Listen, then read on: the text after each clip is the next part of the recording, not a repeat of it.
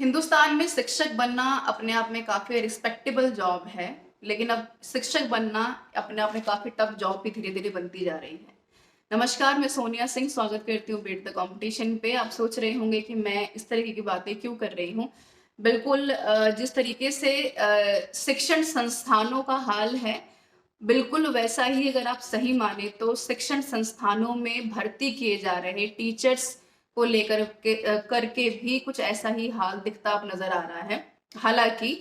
अगर एक सकारात्मक पहलू की बात करें तो समय समय पर जिस तरीके से तेजी से परिवर्तन होते नजर आ रहे हैं शिक्षण संस्थानों में भी, चाहे वो एनसीईआरटी में से मैक्सिमम चैप्टर्स को रिमूव करने की बात कही गई हो या फिर एनईपी जैसे एक बेहतर करिकुलम को अपडेट करने की बात कही गई हो, या फिर यहाँ पर हम बात करें कि समय समय पर अब अलग अलग राज्यों के जो माननीय मुख्यमंत्री हैं उनकी बैठकों को लेकर के चाहे यहाँ पर बात कही जा रही हो। मैं यहाँ पर बात कर रही हूँ उत्तर प्रदेश में होने वाले शिक्षक भर्ती को लेकर के, जो कि पिछले 1 साल से रुकी हुई है। मैंने अपनी पुरानी वीडियो में भी इसके ऊपर चर्चा की थी और कहीं ना कहीं मेरा कंसर्न उसको लेकर के था कि इस तरीके की बैठकें होना, लेकिन उन बैठकों के बाद कितना ज्यादा आप उसको लागू कर पाते हैं, ये अपने आप में काफी एक चिंताजनक विषय है जिसके ऊपर की हम कम ही बात करते हैं। तो सरकारी नौकरियों का जो हश्र आप देख पा रहे हैं, केवल केंद्र सरकारों में नहीं बल्कि राज्य सरकारों में भी,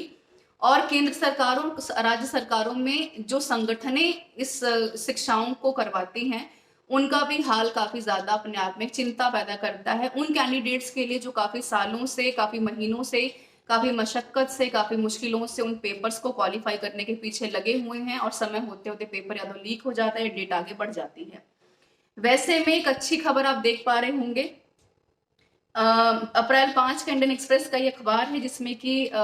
एक स्टेटमेंट दी गई है काफी तौर पर UPCM order setting up of unified commission for hiring teachers, यानी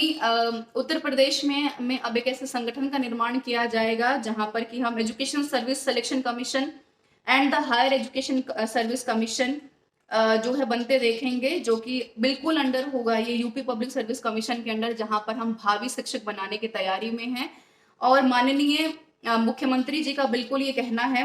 कि हमें अब एक ऐसे अध्यापकों की आवश्यकता है जो कि प्रैक्टिकली या फिर जमीनी हकीकत से वाकिफ हों और अपनी क्रिएटिविटी का प्रयोग करके, अपनी आइडियाज का प्रयोग करके शिक्षा को और भी ज्यादा बेहतर बना सकें।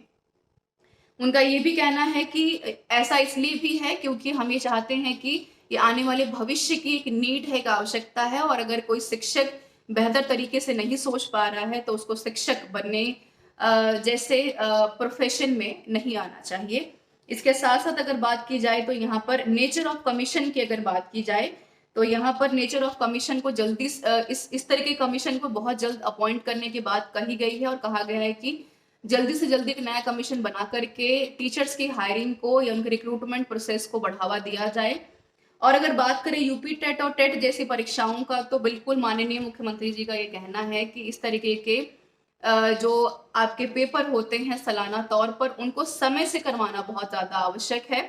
जो कि कहीं न कहीं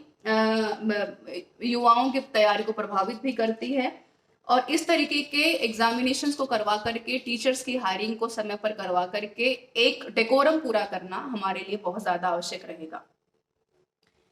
तो ये तो रही बात उत्तर प्रदेश सरकार की।